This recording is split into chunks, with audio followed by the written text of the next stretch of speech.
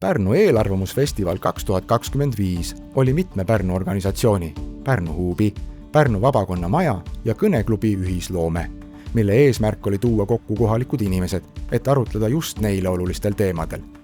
Juulis toimus ideekorje, mille käigus said kõik esitada endale südamelähedasi aruteluteemasid.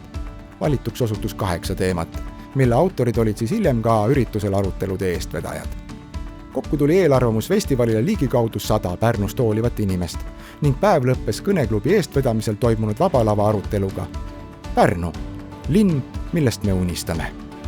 Erilise lisaväärtuse andsid sellele väga edukale üritusele koolinoored, kes olid nii päevajuhid, kui toetasid ka korraldusliku külje pealt. Osalejatelt saadud tagasiside oli ülimalt positiivne ning sellest üritusest soovitakse luua traditsioon.